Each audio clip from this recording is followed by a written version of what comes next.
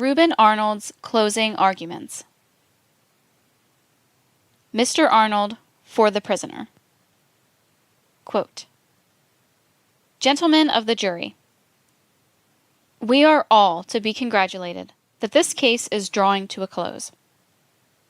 We have all suffered here from trying a long and complicated case at the heated term of the year. It has been a case that has taken so much effort and so much concentration and so much time, and the quarters here are so poor, that it has been particularly hard on you members of the jury who are practically in custody while the case is going on. I know it's hard on a jury to be kept confined this way, but it is necessary that they be segregated and set apart, where they will get no impression at home nor on the street.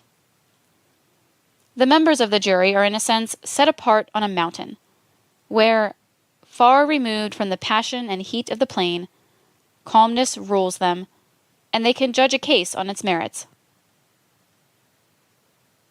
My friend Hooper said a funny thing here a while ago. I don't think he meant what he said, however.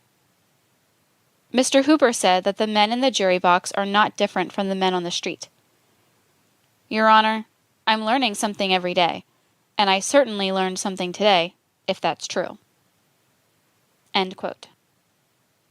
Mr. Hooper.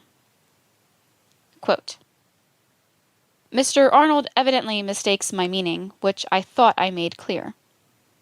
I stated that the men in the jury box were like they would be on the street in the fact that in making up their minds about the guilt or innocence of the accused, they must use the same common sense that they would if they were not part of the court. End quote. Mr. Arnold. Mr. Arnold next described the horrible crime that had been committed that afternoon or night in the National Pencil Company's dark basement. He dwelt on the effect of the crime upon the people of Atlanta and of how high feeling ran and still runs, and of the omnipresent desire for the death of the man who committed the crime. Quote, There are fellows like that streetcar man, Kendley, the one who vilified this defendant here and cried for him to be lynched, and shouted that he was guilty until he made himself a nuisance on the cars he ran. Why, I can hardly realize that a man holding a position as responsible as that of a motorman, and a man with certain police powers, and the discretion necessary to guide a car through the crowded city streets, would give way to passion and prejudice like that. It was a type of man like Kendley who said he did not know for sure whether those Negroes hanged in Decatur for the shooting of the streetcar men were guilty, but he was glad they were hung, as some Negroes ought to be hanged for the crime. He's the same sort of a man who believes that there ought to be a hanging because that innocent little girl was murdered, and who would like to see this Jew here hang because somebody ought to hang for it. I'll tell you right now, if Frank hadn't been a Jew, there would never have been any prosecution against him. I'm asking my own people to turn him loose, asking them to do justice to a Jew. And I'm not a Jew, but I would rather die before doing injustice to a Jew. This case has just been built up by degrees. They have a monstrous perjurer here in the form of this Jim Conley against Frank. You know what sort of a man Conley is, and you know that up to the time the murder was committed, no one ever heard a word against Frank. Villainy like this charged to him does not crop out in a day. There are long mutterings of it for years before. There are only a few who have ever said anything against Frank. I want to call your attention later to the class of their witnesses and the class of ours. A few floaters around the factory, out of the hundreds who have worked there in the plant 3 or 4 years, have been induced to come up here and swear that Frank has not a good character. But the decent employees down there have sworn to his good character. Look at the jailbirds they brought up here, the very dregs of humanity, men and women who have disgraced themselves and who now have come and tried to swear away the life of an innocent man. I know that you members of the jury are impartial. That's the only reason why you are here, and I'm going to strip the state's case bare for you, if I have the strength to last to do it. They have got to show Frank guilty of one thing before you can convict him. They've got to show that he is guilty of the murder, no matter what else they show about him. You are trying him solely for the murder, and there must be no chance that anyone else could just as likely be guilty. If the jury sees that there is just as good a chance that Conley can be guilty, then they must turn Frank loose. Now, you can see how in this case the detectives were put to it to lay the crime on somebody. First, it was Lee, and then it was Gant, and various people came in and declared they had seen the girl alive late Saturday night and at other times, and no one knew what to do. Well, suspicion turned away from Gant, and in a little while it turned away from Lee. Now, I don't believe that Lee is guilty of the crime, but I do believe that he knows a lot more about the crime than he told.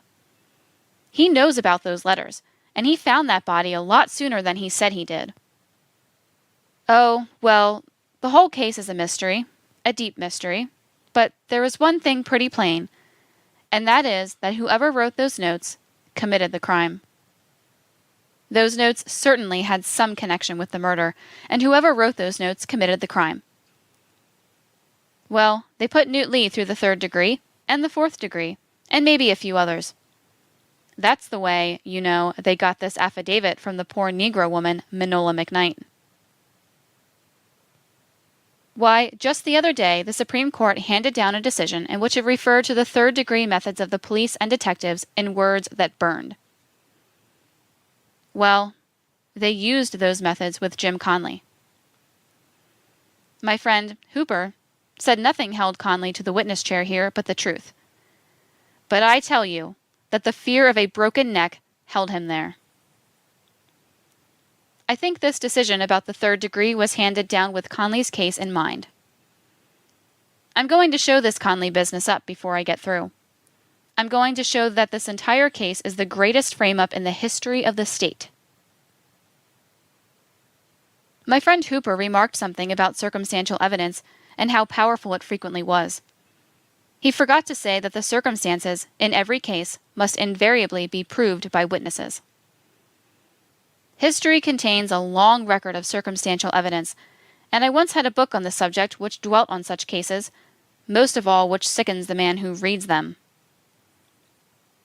Horrible mistakes have been made by circumstantial evidence, more so than by any other kind. End quote. Here, Mr. Arnold cited the Durant case in San Francisco, the Hampton case in England, and the Dreyfus case in France as instances of mistakes of circumstantial evidence. In the Dreyfus case, he declared it was purely persecution of the Jew. The hideousness of the murder itself was not as savage, he asserted, as the feeling to convict this man. But the savagery and venom is there just the same, and it is a case very much on the order of Dreyfus. Quote, Hooper says, "Suppose Frank didn't kill the girl, and Jim Conley did. Wasn't it Frank's duty to protect her?" He was taking the position that if Jim went back there and killed her, Frank could not help but know about the murder. Which position, I think, is quite absurd. Take this hypothesis, then, of Mr. Hooper's. If Jim saw the girl go up and went back and killed her, would he have taken the body down the elevator at that time? Wouldn't he have waited until Frank and White and Denham, and Mrs. White and all others were out of the building? I think so. But there's not a possibility of the girl having been killed on the 2nd floor. Hooper smells a plot and says Frank has his eye on the little girl who was killed. The crime isn't an act of a civilized man. It's the crime of a cannibal, a man-eater. Hooper is hard-pressed and wants to get up a plot. He sees he has to get up something. He forms his plot from Jim Conley's story. They say that on Friday, Frank knew he was going to make an attack of some sort on Mary Fagan. The plot thickens. Of all the wild things I have ever heard, that is the wildest. It is ridiculous. Mary Fagan worked in the pencil factory for months, and all the evidence they have produced that Frank ever associated with her, ever knew her, is the story of Weasley little Willie Turner, who can't even describe the little girl who was killed. A little further on in his story, Jim is beginning the plot. They used him to corroborate everything as they advised. Jim is laying the foundation for the plot. What is it, this plot? Only that on Friday, Frank was planning to commit some kind of assault upon Mary Fagan. Jim was their tool. Even Scott swears that when he told Jim that Jim's story didn't fit, Jim very obligingly adapted it to suit his defense. He was scrupulous about things like that. He was quite considerate. Certainly. He had his own neck to save. Jim undertook to show that Frank had an engagement with some woman at the pencil factory that Saturday morning. There is no pretense that another woman is mixed up in the case. No one would argue that he planned to meet and assault this innocent little girl who was killed. Who but God would know whether she was coming for her pay that Friday afternoon or the next Saturday? Are we stark idiots? Can't we divine some things? They've got a girl named Ferguson who says she went for Mary Fagan's pay on the Friday before she was killed, and that Frank wouldn't give it to her.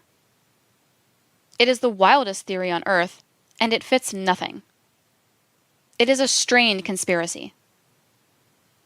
Frank, to show you I am correct, had nothing whatever to do with paying off on Friday. Schiff did it all.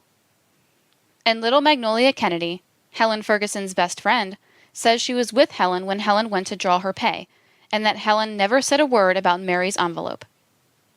There's your conspiracy, with Jim Conley's story as its foundation. It's too thin. It's preposterous.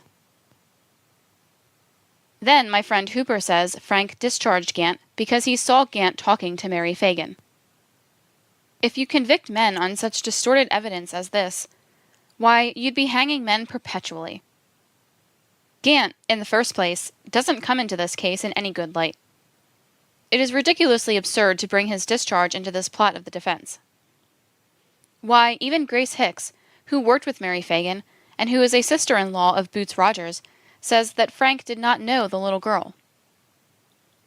Hooper also says that bad things are going on in the pencil factory, and that it is natural for men to cast about for girls in such environments.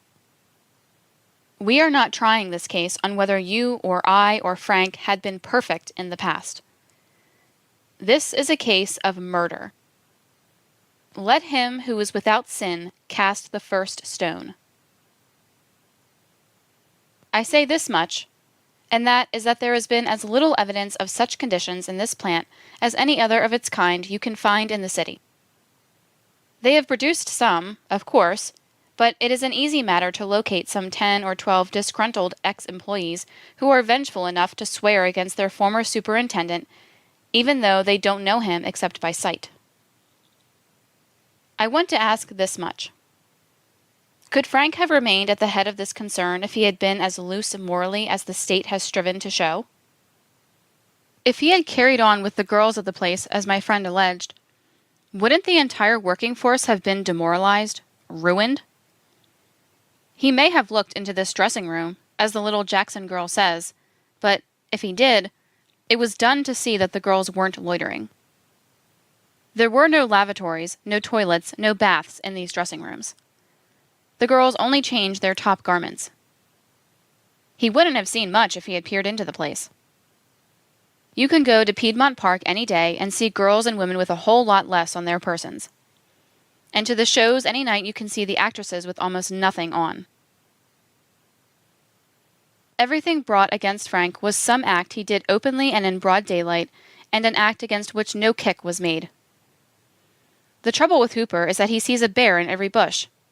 He sees a plot in this because Frank told Jim Conley to come back Saturday morning. The office that day was filled with persons throughout the day. How could he know when Mary Fagan was coming or how many persons would be in the place when she arrived? This crime is the hideous act of a Negro who would ravish a 10-year-old girl the same as he would ravish a woman of years. It isn't a white man's crime. It's the crime of a beast. A low, savage beast.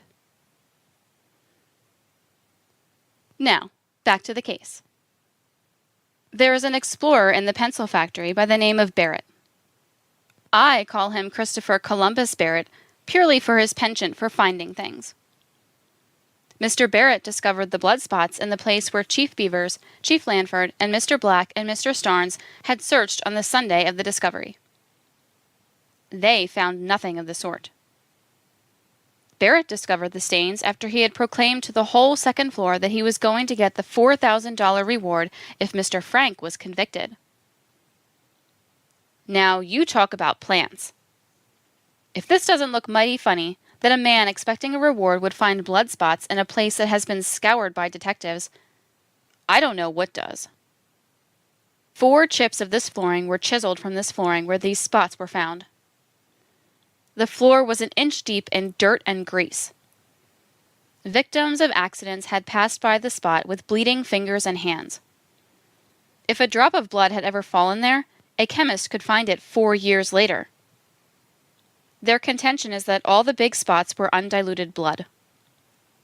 Yet, let's see how much blood Dr. Claude Smith found on the chips. Probably 5 corpuscles. That's all. And that's what he testified here at the trial. My recollection is that one single drop of blood contains 8,000 corpuscles. And he found these corpuscles on only 1 chip. I say that half of the blood had been on the floor 2 or 3 years. The stain on all chips but 1 were not blood. Dorsey's own doctors have put him where he can't wriggle. His own evidence hampers him. They found blood spots on a certain spot and then had Jim adapt his story accordingly. They had him put the finding of the body near the blood spots and had him drop it right where the spots were found. It stands to reason that if a girl had been wounded on the lathing machine, there would have been blood in the vicinity of the machine. Yet, there was no blood in that place, and neither was there any where the body was said to have been found by Conley. The case doesn't fit. It's flimsy. And this white machine oil that they've raised such a rumpus over. It was put on the floor as a cheap, common plant to make it appear as though someone had put it there in an effort to hide the blood spots. The 2 spots of blood and the strands of hair are the only evidence that the prosecution has that the girl was killed on the 2nd floor. Now, about these strands of hair. Barrett, the explorer, says he found 4 or 5 strands on the lathing machine. I don't know whether he did or not. They've never been produced. I've never seen them. But it's probable, for just beyond the lathing machine, right in the path of a draft that blows in from the window, is a gas jet used by the girls in curling and primping their hair. It's very probable that strands of hair have been blown from this jet to the lathing machine. The detectives say that Frank is a crafty, cunning criminal, when, deep down in their heart of hearts, they know good and well that their case is built against him purely because he was honest enough to admit having seen her that day. Had he been a criminal, he never would have told about seeing her and would have replaced her envelope in the desk, saying she had never called for her pay. I believe that a majority of women are good. The state jumped on poor Daisy Hopkins. I don't contend, now, mind you, that she is a paragon of virtue. But there are men who are put up by the state who are no better than she. For instance, this Dalton, who says openly that he went into the basement with Daisy. I don't believe he ever did, but in such a case, he slipped in. There are some fallen women who can tell the truth.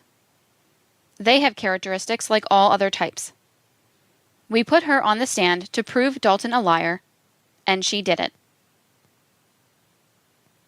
Now, gentlemen, don't you think the prosecution is hard-pressed when they put up such a character as Dalton? They say he has reformed. A man with thievery in his soul never reforms. Drunkards do, and men with bad habits, but thieves? No. Would you convict a man like Frank on the word of a perjurer like Dalton? Now I'm coming back to Jim Conley. The whole case centers around him. Mr. Hooper argues well on that part. At the outset of the case, the suspicion pointed to Frank merely because he was the only man in the building. It never cropped out for weeks that anyone else was on the first floor. The detectives put their efforts on Frank because he admitted having seen the girl. They have let their zeal run away with them in this case, and it is tragic. They are proud whenever they get a prisoner who will tell something. The humbler the victim, the worse is the case. Such evidence comes with the stamp of untruth on its face. Jim Conley was telling his story to save his neck, and the detectives were happy listeners. If there is one thing for which a Negro is capable, it is for telling a story in detail. It is the same with children. Both have vivid imaginations. And a Negro is also the best mimic in the world. He can imitate anybody. Jim Conley, as he lay in his cell and read the papers and talked with the detectives, conjured up his wonderful story and laid the crime on Frank because the detectives had laid it there and were helping him do the same. Now Brother Hooper waves the bloody shirt in our face. It was found Monday or Tuesday in Newt Lee's house, while detectives Black and Scott were giving cane to poor old man Newt Lee. I don't doubt for a minute that they knew it was out there when they started out after it. I can't say they planted it, but it does look suspicious. Don't ask us about a planted shirt. Ask Scott and Black. The first thing that points to Conley's guilt is his original denial that he could write. Why did he deny it? Why? I don't suppose much was thought of it when Jim said he couldn't write, because there are plenty of Negroes who are in the same fix. But later, when they found he could, and found that his script compared perfectly with the murder notes, they went right on accusing Frank. Not in criminal annals was there a better chance to lay at the door of another man a crime than Jim Conley had. You see, there is a reason to all things. The detective department had many reasons to push the case against Frank. He was a man of position and culture. They were afraid that someone, unless they pushed the case to the jumping-off place, would accuse them of trying to shield him. They are afraid of public and sentiment and do not want to combat it. So, in such cases, they invariably follow the line of least resistance. You've been listening to our continuing audiobook series featuring the best writing from the American Mercury on the Leo Frank case. Be with us next time when we'll continue with the next installment of the American Mercury on Leo Frank. Editor's Note: reading Conley's statement, Mr. Arnold pointed out the use of words which he declared no Negro would naturally have used. Quote, "These were long words with many syllables in them. They said that Conley used so much detail in his statements that he could not have been lying." End quote. Editor's Note: he then read parts of statements which Conley had repudiated as willful lies and pointed out the wealth of detail with which they were filled. Quote, "And yet they say he couldn't fabricate so much detail. Oh, he is smart." Editor's Note: he then read the statement of May 24th in which Conley admitted writing the notes. In this he shows 3 different times at which Conley stated he wrote the notes, these being early in the morning, at 12:04, and at 3 p.m. Quote, "The statements were not genuinely Conley's. Take the word Negro. The first word that a nigger learns to spell correctly is Negro, and he always takes particular pains to spell it Negro. He knows how to spell it. Listen to the statement. He says that at first he spelled the word Negroes, but that Frank did not want the S on it and told him to rub it out, which he did. Then he says that he wrote the word over. Look at the notes. He was treed about those notes, and he had to tell a lie and put upon someone the burden of instructing him to write them. The first statement about them was a blunt lie, a lie in its incipiency. He said he wrote the notes on Friday. This was untrue and unreasonable, and he saw it.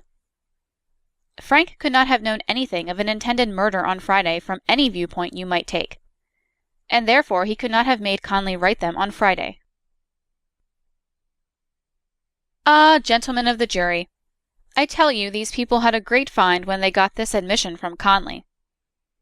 If Conley had stayed over there in the tower with Uncle Wheeler Mangum, he would have told the truth long ago. There's where he should have stayed, with Wheeler Mangum.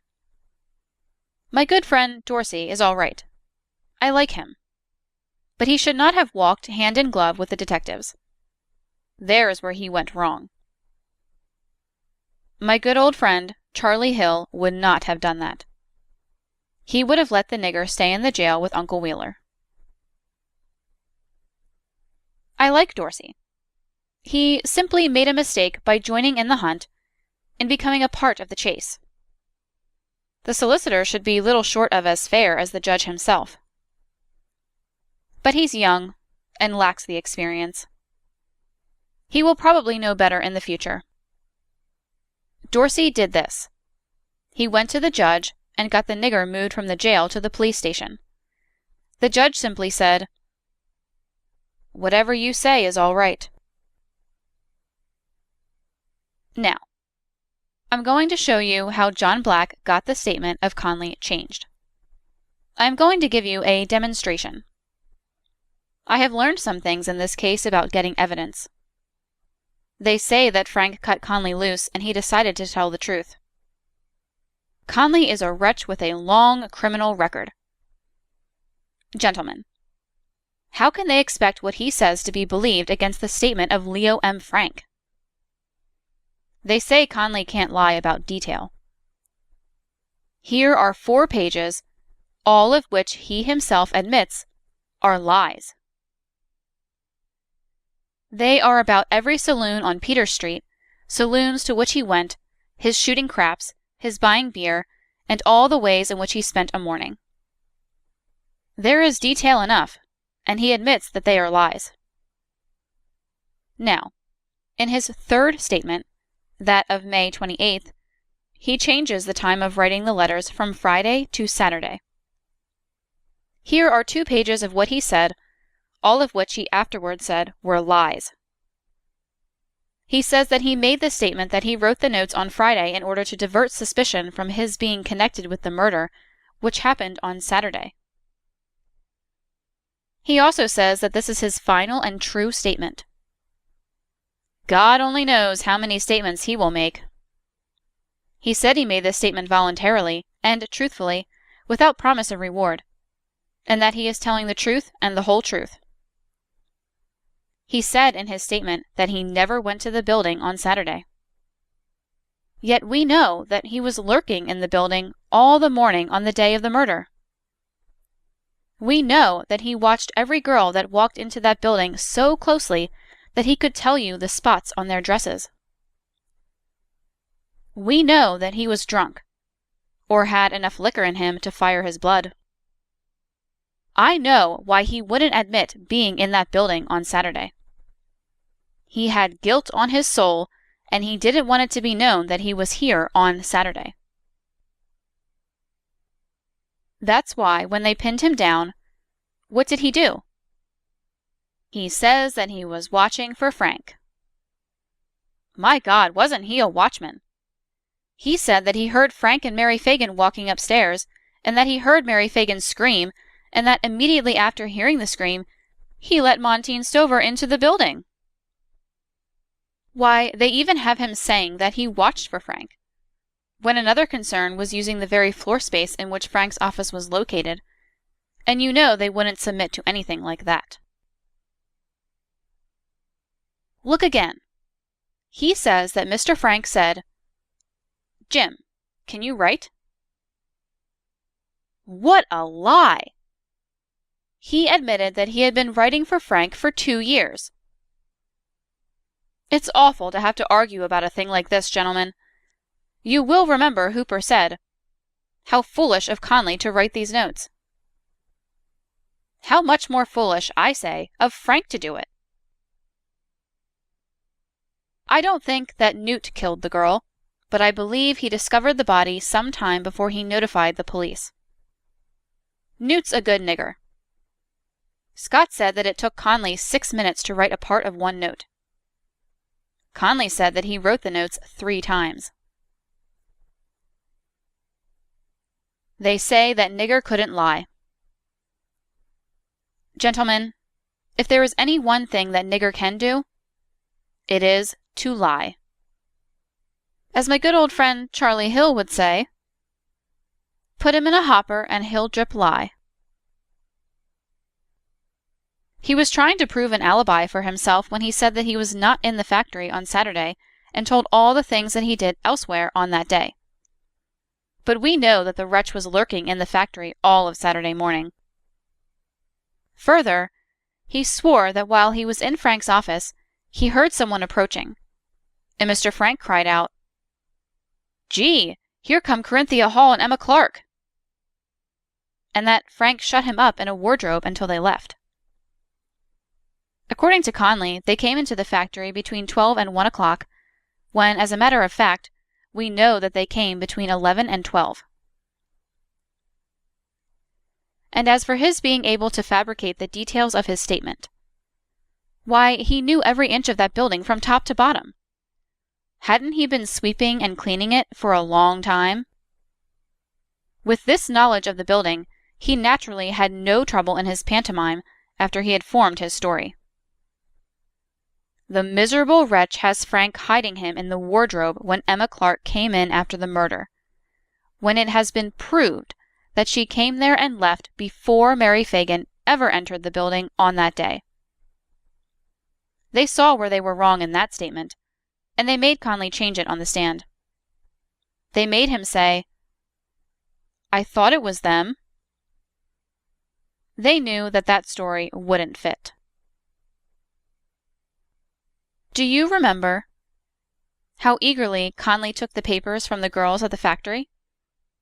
And do you remember how for 4 or 5 days the papers were full of the fact that Frank's home was in Brooklyn, and that his relatives were reported to be wealthy? Conley didn't have to go far to get material for that statement he put in Frank's mouth. It so happened, though, that Frank really did not have rich relatives in Brooklyn. His mother testified that his father was in ill health and had but moderate means, and that his sister worked in New York for her living. Gentlemen, am I living or dreaming that I have to argue such points as these? This is what you've got to do. You've got to swallow every word that Conley has said, feathers and all, or you've got to believe none of it. How are you going to pick out of such a pack of lies as these what you will believe and what you will not? Yet, this is what the prosecution has based the case upon. If this fails, all fails. And do you remember about the watch, where Conley said that Frank asked him, "Why do you want to buy a watch for your wife? My big fat wife wanted me to buy her an automobile, but I wouldn't do it." Do you believe that, gentlemen of the jury? I tell you that they have mistreated this poor woman terribly. They have insinuated that she would not come to the tower to see Frank, had deserted him, when we know that she stayed away from the jail at Frank's own request because he did not want to submit her to the humiliation of seeing him locked up and to the vulgar gaze of the morbid and to the cameras of the newspaper men. The most awful thing in the whole case is the way this family has been mistreated. The way they invaded Frank's home and manipulated his servants. I deny that the people who did this are representative of the 175,000 people of Fulton County. We are a fair people, and we are a chivalrous people. Such acts as these are not in our natures. Conley next changes the time of the writing of the notes to Saturday, but denies knowledge of the murder.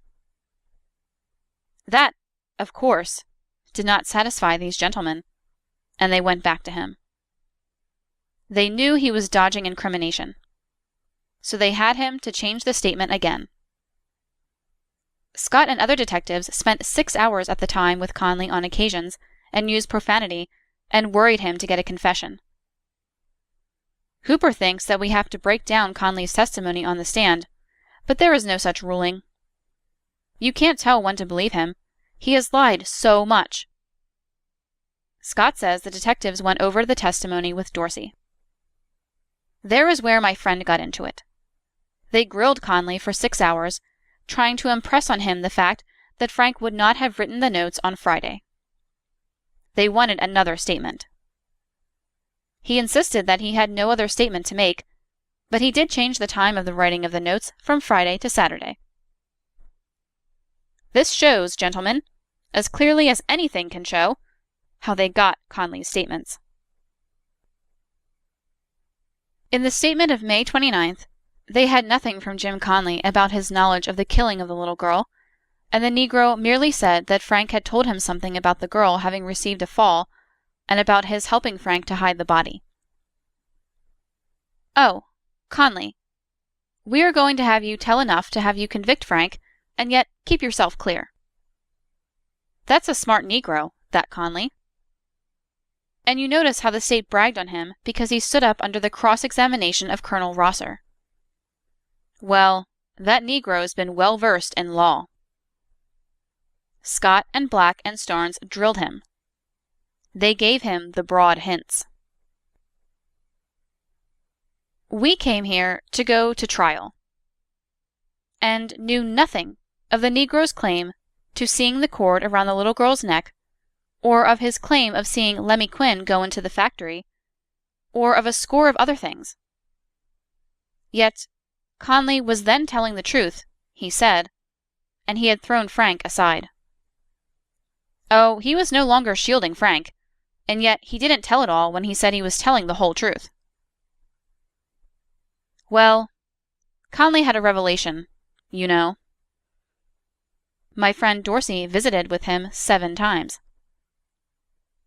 And my friend, Jim Starnes, and my Irish friend, Patrick Campbell, they visited him, and on each visit, Conley saw new light. Well, I guess they showed him things, and other things.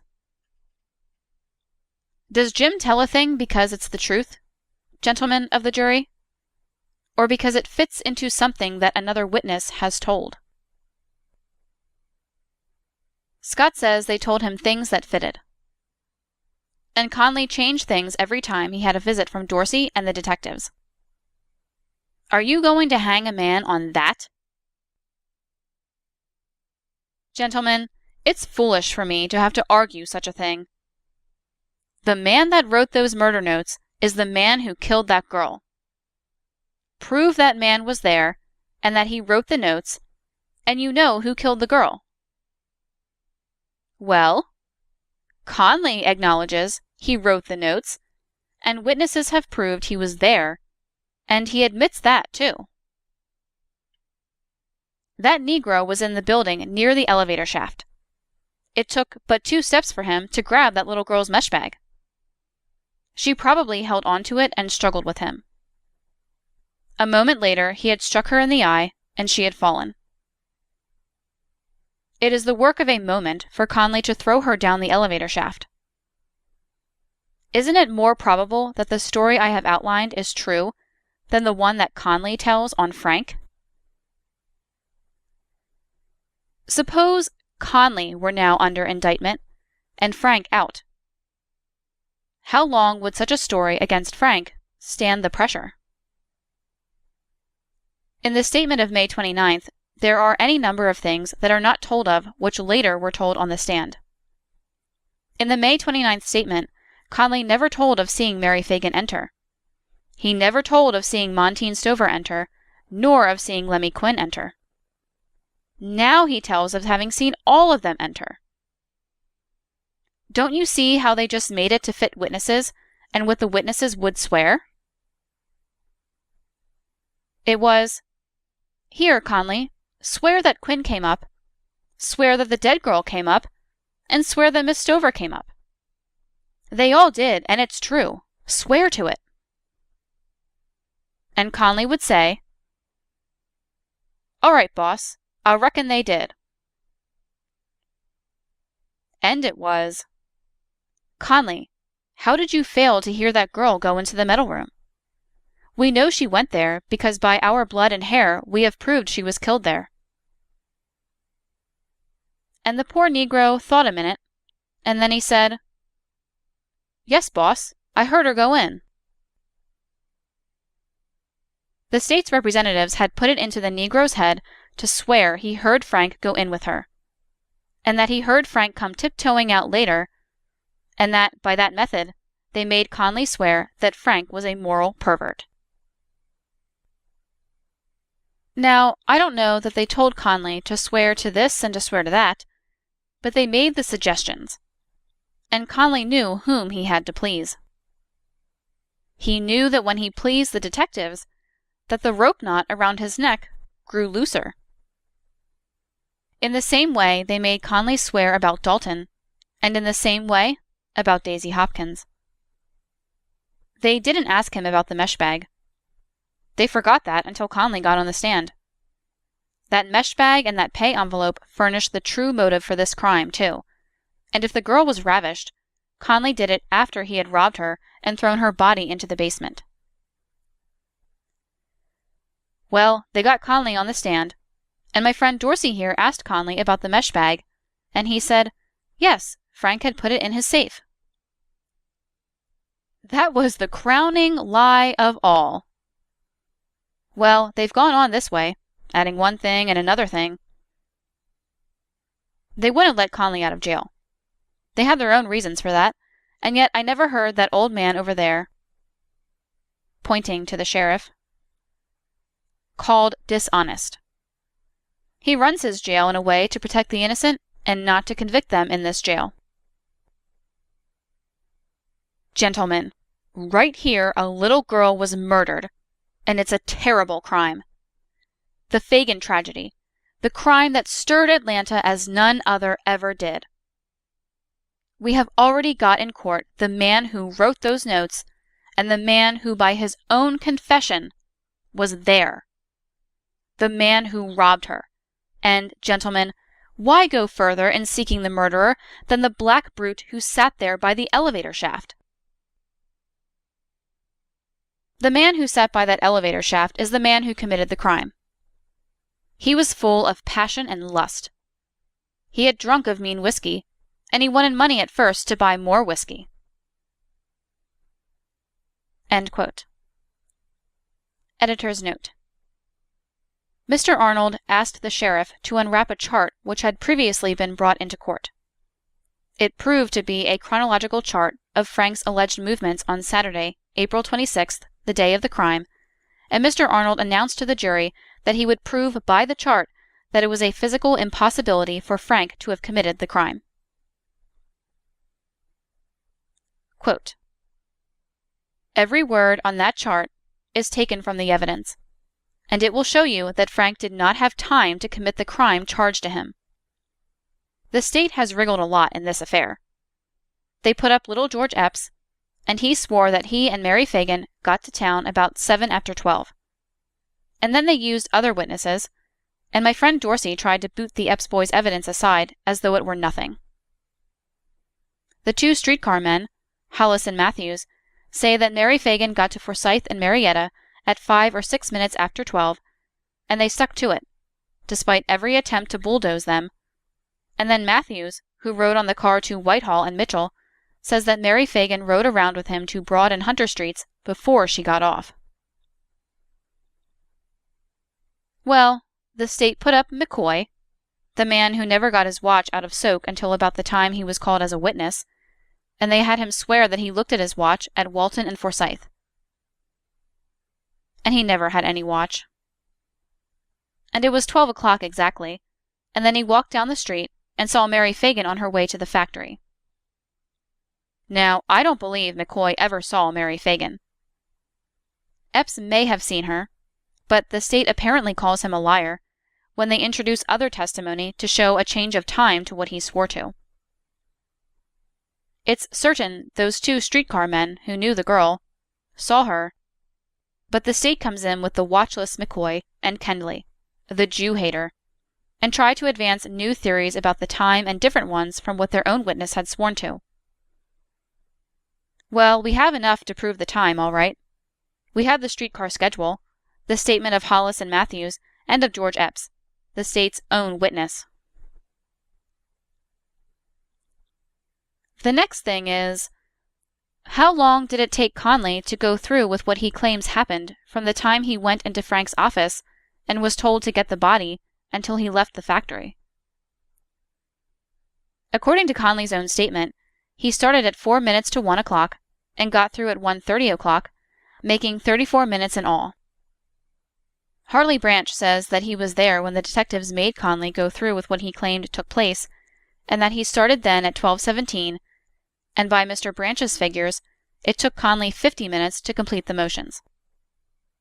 Well, the state has attacked nearly everybody we have brought into this case, but they didn't attack Dr. William Owen, and he showed by his experiments that Conley could not have gone through those motions in 34 minutes.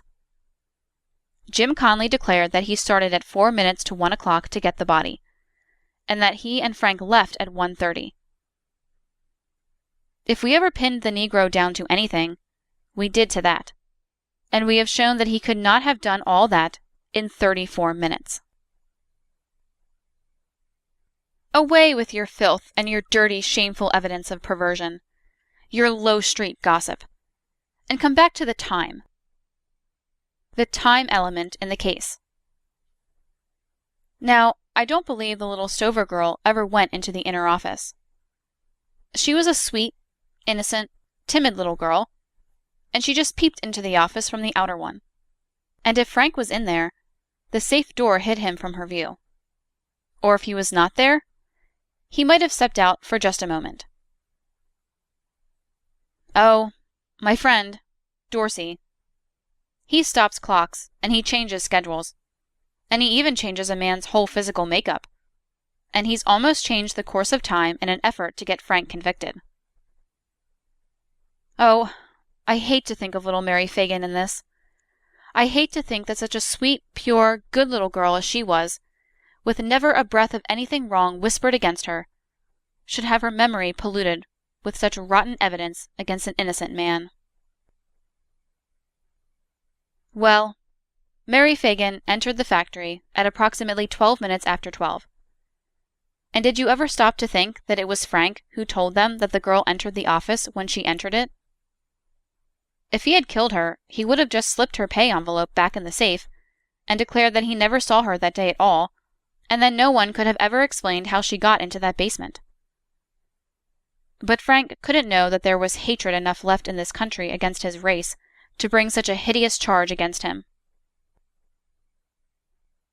Well, the little girl entered, and she got her pay and asked about the medal, and then she left.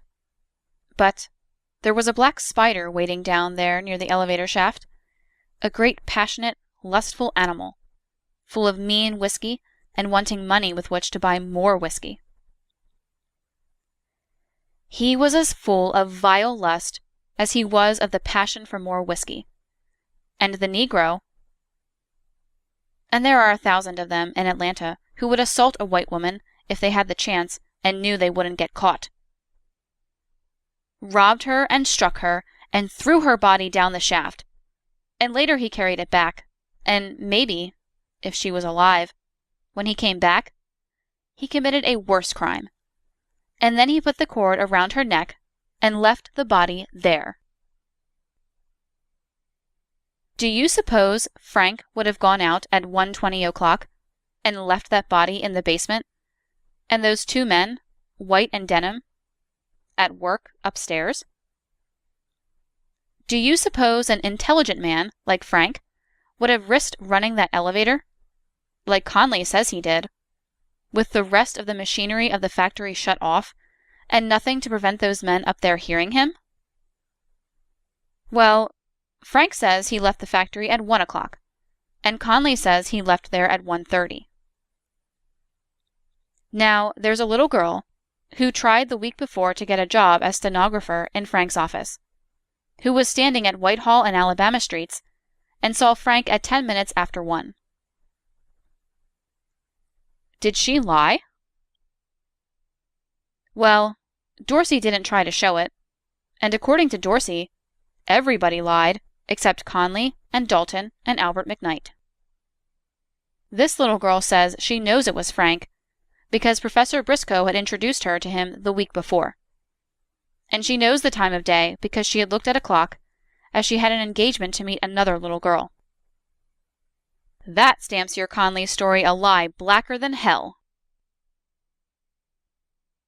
Then, Mrs. Levy, she's a Jew, but she's telling the truth. She was looking for her son to come home, and she saw Frank get off the car at his home corner. And she looked at her clock and saw it was 1:20. Then Mrs. Selig and Mr. Selig swore on the stand that they knew he came in at 1:20. Oh, of course, Dorsey says they are Frank's parents and wretched liars when they say they saw him come in at 1:20. There's no one in this case that can tell the truth but Conley, Dalton, and Albert McKnight. They are the lowest dregs and jailbirds, and all that. But they are the only ones who know how to tell the truth. Well, now Albert says he was there at the Selig home when Frank came in. Of course he is lying, for his wife and the Seligs prove that. But he's the state's witness, and he says Frank got there at 1:30. And thus he brands Conley's story about Frank's leaving the factory at 1:30 a lie. Well, along the same lines, Albert says Frank didn't eat and that he was nervous. And Albert says he learned all this by looking into a mirror in the dining room and seeing Frank's reflection. Then Albert caps the climax to his series of lies by having Frank board the car for town at Pulliam Street and Glen. Now, as to the affidavit signed by Manola McKnight, the cook for Mr. and Mrs. Emil Selig. How would you feel, gentlemen of the jury, if your cook, who had done no wrong and for whom no warrant had been issued, and from whom the solicitor had already got a statement, was to be locked up? Well, they got that wretched husband of Manola's by means of Graven and Pickett, 2 men seeking a reward, and then they got Manola, and they said to her, "Oh, Manola, why don't you tell the truth like Albert's telling it?" They had no warrant when they locked this woman up. Starnes was guilty of a crime when he locked that woman up without a warrant, and Dorsey was, too, if he had anything to do with it. Now, George Gordon, Manola's lawyer, says that he asked Dorsey about getting the woman out, and Dorsey replied, "I'm afraid to give my consent to turning her loose. I might get in bad with the detective department." That's the way you men got evidence, was it? Miss Rebecca Carson, a forewoman of the National Pencil Factory, swore Frank had a good character. The state had introduced witnesses who swore that the woman and Frank had gone into the woman's dressing room when no one was around. I branded a culmination of all lies when this woman was attacked. Frank had declared her to be a perfect lady with no shadow of suspicion against her. Well, Frank went on back to the factory that afternoon when he had eaten his lunch, and he started in and made out the financial sheet. I don't reckon he could have done that if he had just committed a murder, particularly when the state says he was so nervous the next morning that he shook and trembled. Then the state says Frank wouldn't look at the corpse. But who said he didn't? Nobody. Why, Giesling and Black didn't swear to that. Now, gentlemen, I've about finished this chapter, And I know it's been long and hard on you, and I know it's been hard on me, too. I'm almost broken down, but it means a lot to that man over there. It means a lot to him, and don't forget that. This case has been made up of just two things: prejudice and perjury. I've never seen such malice, such personal hatred in all my life, and I don't think anyone ever has. The crime itself is dreadful, too horrible to talk about, and God grant that the murderer may be found out. And I think he has. I think we can point to Jim Conley and say, there is the man. But, above all, gentlemen, let's follow the law in this matter. In circumstantial cases, you can't convict a man as long as there's any other possible theory for the crime of which he is accused. And you can't find Frank guilty if there's a chance that Conley is the murderer. The state has nothing on which to base their case but Conley, and we've shown Conley a liar. Write your verdict of not guilty, and your consciences will give your approval. You've been listening to our continuing audiobook series featuring the best writing from the American Mercury on the Leo Frank case. Be with us next time when we'll continue with the next installment of the American Mercury on Leo Frank.